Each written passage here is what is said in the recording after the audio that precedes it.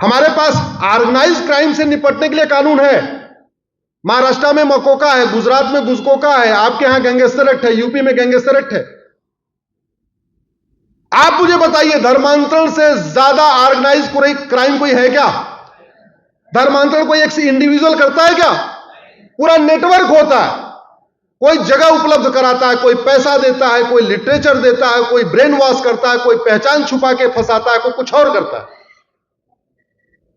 Conversion से ज्यादा बड़ा ऑर्गेनाइज क्राइम कोई है क्या? मैं कह रहा हूं, ड्रग स्मगलिंग जितना ऑर्गेनाइज्ड है, उससे भी ज्यादा ऑर्गेनाइज है कन्वर्जन। मानते हैं कि नहीं मानते आप? और ऑर्गेनाइज क्राइम से निपटने के लिए हमारे पास गैंगस्टर एक्ट है, सभी राज्यों के पास। मैंने बताया ना, महाराष्ट्र के पास मकोका, गुजरात के पास गुजकोका, एमपी के पास गैंगस्टर एक्ट, यूपी के पास, ऐसे अलग अलग कानून है। दुर्भाग्यवश हम उनके खिलाफ लगाते ही नहीं। तो जब मैंने सुप्रीम कोर्ट में पीआईएल फाइल किया कि धर्मांतरण को कराने वाले और उनके मददगारों के खिलाफ एनएसए लगाएं, यूएपीए लगाएं, वेजिंग वॉर लगाएं, देशद्रोह लगाएं, गैंगस्टर एक्ट लगाएं, तो 10 पिटीशन और आ गई मेरा विरोध करने के लिए। और जो पिटीशन विरोध करने के लिए आई है, उसमें भूतपूर्व कानून मंत्री, भूतपूर्व शिक्षा मंत्री, भूतपूर्व विदेश मंत्री, भूतपूर्व गृह मंत्री, भूतपूर्व वित्त मंत्री अपीयर होते हैं। तकलीफ इस बात की है कि अगर उधर से 10 आई तो इधर से कितनी आनी चाहिए थी? 100 आई क्या? नहीं। यह तकलीफ, इस बात का मुझे दुख रहता है। लेकिन भगवान जो कर रहे हैं, सब कर रहे हैं, ठीक ही कर रहे हैं, मैं मानता हूं। नहीं आ रही, शायद ये भी भगवान चाहते हैं। और इतना 11 फरवरी 2022 की डेट को जस्टिस एमबी शाह की बेंच ने बहुत कठोर रिमार्क किया। मैंने 5 मांग किया था। राष्ट्र की सुरक्षा के लिए खतरा, दूसरी थी एकता अखंडता के लिए खतरा, तीसरी वेजिंग वॉर, चौथा ऑर्गेनाइज क्राइम, पांचवा देशद्रोह। जो मेरी पहली वाली प्रेयर थी, उसमें सुप्रीम कोर्ट ने कमेंट कर दिया कि धर्मांतरण राष्ट्र की सुरक्षा के लिए खतरा है। आप लोग गूगल करिएगा, conversion is threat to national security. और उन्होंने अटॉर्नी जनरल को बोला कि बहुत इंपॉर्टेंट मैटर है, आपको इसमें अपीयर होना है। सॉलिसिटर जनरल को बोला आपको इसमें रहना है, कोई जूनियर वकील इसमें नहीं रहेगा, ऑर्डर में लिखा हुआ है। और उन्होंने 11 फरवरी 2022 की डेट फिक्स कर दिया। 11 फरवरी 2023 की डेट फिक्स कर दिया कि इसको हम फाइनल हियरिंग पे करेंगे।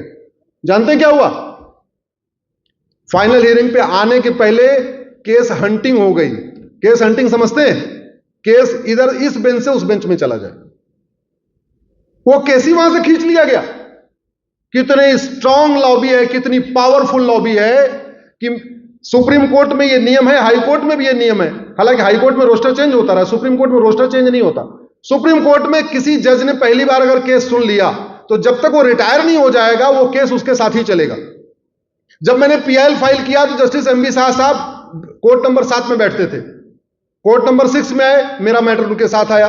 कोर्ट नंबर 5 में आया, मेरा मैटर उनके साथ आया। कोर्ट नंबर 4 में आए, मेरा मैटर उनके साथ आया। कोर्ट नंबर 4 में आके उन्होंने ऑर्डर कर दिया, अटॉर्नी जनरल रहेंगे, सॉलिसिटर जनरल रहेंगे, फाइनल हियरिंग करेंगे। 11 फरवरी की डेट फिक्स कर दिया, उनका मैटर उनसे खींच लिया गया और मेरा मैटर लगा दिया गया तीस्ता सीतलवाड़ के साथ। सुना होगा तीस्ता सीतलवाड़ का नाम आपने? तीस्ता सीतलवाड़ ने भारत के 7 राज्यों में धर्मांतरण विरोधी कानून है, उसको चैलेंज किया हुआ है। हमारी मांग बिल्कुल अलग है। हम चाह रहे हैं पूरे देश में एनएसए लगे, यूएपीए लगे, लेकिन मेरा मैटर उसके साथ लगा दिया गया। और आपको जान के आश्चर्य होगा, उसके बाद आज तक मैटर लगा ही नहीं। इसको कहते हैं केस हंटिंग। कितनी पावरफुल लॉबी है, केस को उन्होंने शिफ्ट करा दिया। उनको समझ में आ गया जिस तरीके से एमबी शाह साहब आगे बढ़ रहे हैं, कल को इन्होंने अगर इसको देशद्रोह घोषित कर दिया, वेजिंग वॉर घोषित कर दिया, पूरे देश की पुलिस लगाना शुरू कर देगी। लेकिन शाह साहब जाते जाते एक ऑर्डर पे अपने लिख के चले गए थे कि राष्ट्र की सुरक्षा के लिए खतरा है। मैंने उस ऑर्डर को बाबा जी की पुलिस को दे दिया।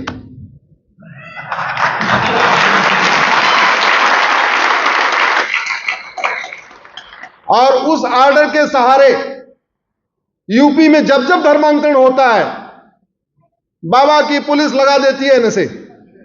एनएसए में 1 साल जमानत ही नहीं होती है। लो कर लो। अच्छा, पहली बार किसी केस में जब आप कोई एनएसए लगाते हैं तो उसको वेटिंग के लिए हाई कोर्ट भेजा जाता है। तो सबसे पहले गाजियाबाद पुलिस ने उसको लगाया, एनएसए लगाया। कमिश्नर साहब भी काफी भयभीत थे, काफी मेरी उनकी कई बार चर्चा हुई। हमने कहा आप लगाओ, कोई दिक्कत नहीं, कुछ नहीं होगा। आप बोले नहीं, हाई कोर्ट जाएगा, वहां पे कमेटी इसको एग्जामिन करेगी, एनएसए ठीक है नहीं ठीक। हमने कहा एक बार लगाओ तो आप लगाओ। मान गए गाजियाबाद के कमिश्नर साहब, लगा दिया उन्होंने एनएसए। हाई कोर्ट से भी कंफर्म होकर आ गया कि धर्मांतरण पे एनएसए लगाया जा सकता है।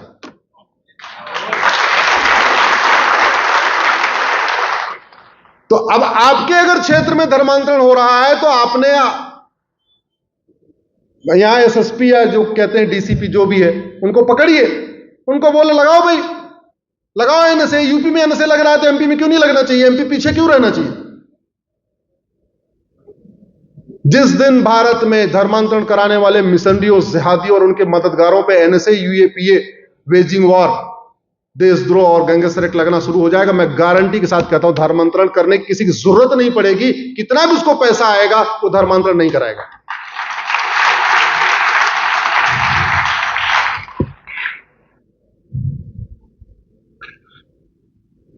एक दूसरी समस्या है जो आपके यहां भी है। मुझे बताया गया कि आर्मी एरिया के बगल में टीला उला है, वहां पे कब्जा हो गया, बांग्लादेशियों ने कब्जा कर लिया है ना। अब आप ये बताओ, ये अवैध घुसपैठ कभी आपने सुना चीन में किसी ने अवैध घुसपैठ कर लिया हो? सिंगापुर में कर लिया हो, बाकी छोड़ो दुबई में कर लिया हो, कुवैत में कर लिया हो, अरब में कर लिया हो, ये सारे भारत में क्यों करते हैं?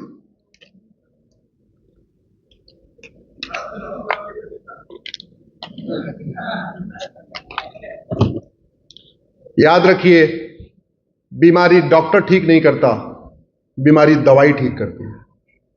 पहली बात तो राहुल गांधी संसद में है क्योंकि हमारा कानून घटिया है, नहीं तो राहुल गांधी जैसे आदमी आज तिहाड़ में होते, वो संसद में होते ही नहीं।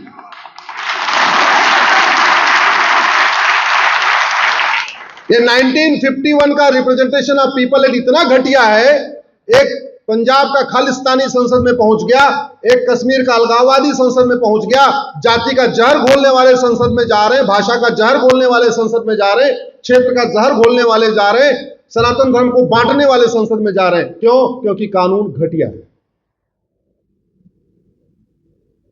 हमारा रिप्रेजेंटेशन ऑफ पीपल एक्ट 1951 का जो अंग्रेजों का कॉपी पेस्ट था वही चल रहा है, उसको बदला नहीं किया, इसलिए जा रहे हैं। ना हमने मिनिमम क्वालिफिकेशन तय किया, ना मैक्सिमम एज लिमिट सेट किया, कुछ किया ही नहीं हमने। ना इसमें हमने ये तय किया कि भाई एक व्यक्ति जिसके खिलाफ चार्जेस फ्रेम हो जाए वो होमगार्ड भी नहीं बन सकता, सिपाही नहीं बन सकता, चपरासी नहीं बन सकता, लेकिन वो सांसद विधायक बन सकता है। एक अनपढ़ आदमी टीचर नहीं बन सकता, लेकिन शिक्षा मंत्री बन सकता है। एक अनपढ़ आदमी कंपाउंडर नहीं बन सकता, लेकिन वो स्वास्थ्य मंत्री बन सकता है। आजादी की 75वीं वर्षगांठ मना रहे हम, चुनना कितना है? 5000 आदमी।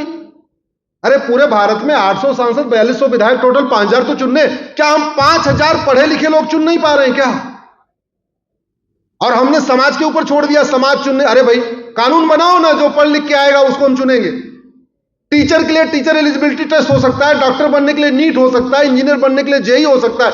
एक ऑल इंडिया लेजिस्लेचर टेस्ट शुरू कर दो, जो इसको क्वालिफाई कर पाएगा वो चुनाव लड़ेगा, जो नहीं क्वालिफाई कर पाए नहीं चुनाव लड़ेगा।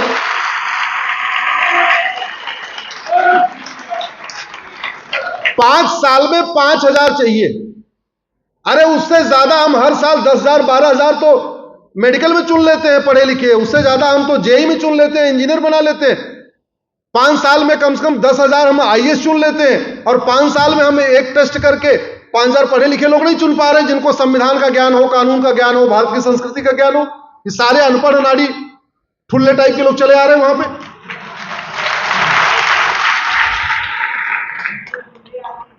मैं आपको बार बार एक चीज बता दूं, हो सकता है कुछ लोग हमसे असहमत हो। कुछ लोगों का यह मानना है कि समाज बदलेगा तो व्यवस्था बदलेगी। यह सच भी है, मैं इसको गलत नहीं कह रहा हूं। समाज बदलने से व्यवस्था बदलती है, लेकिन उसकी स्पीड बहुत कम होती है। कानून बदलने से व्यवस्था बदलेगी, व्यवस्था बदलने से समाज बदलेगी। इसकी स्पीड बहुत फास्ट होती है। आप समाज को कहते रहो पढ़े लिखे लोगों को चुनो, पढ़े लिखे लोगों को चुनो। कोई 5 किलो चावल का वादा करेगा, कोई 8 किलो चावल का वादा कर देगा, कोई 10 किलो चावल का वादा कर देगा, कोई 1,000 रुपए की स्कीम लाएगा, कोई 8,000 10,000 की ठकाठक स्कीम लाएगा। हो गए भाई। आम जनता को क्या पता कि भारत के ऊपर 225 लाख करोड़ का कर्जा। मेरी सर पीआईएल चल रही सुप्रीम कोर्ट में फ्रीबीज को रोकने के लिए। इस देश में फ्रीबीज चल क्यों रही है? क्योंकि हमने मैनिफेस्टो का कोई फॉर्मेट ही नहीं बनाया। तो मैंने पीआईएल फाइल किया कि एक यूनिफॉर्म मैनिफेस्टो तो बनाओ। मेरा यूनिफॉर्मिटी के ऊपर करीब सर 40 पीआईएल है। Uniform police code, uniform tax code, uniform business code, uniform election code, uniform citizenship code, ऐसे करके करीब 40 पीआईएल है। भाई अगर एक यूनिफॉर्म मैनिफेस्टो बना दिया जाए, सारे पॉलिटिकल पार्टियों के लिए उसी मैनिफेस्टो को भरना अनिवार्य कर दिया जाए, और उस मैनिफेस्टो में लिखा जाए कि जब चुनाव इलेक्शन हो रहा है स्टेट का, तो सबसे ऊपर आपको लिखना है कि आपके राज्य पे कर्जा कितना है।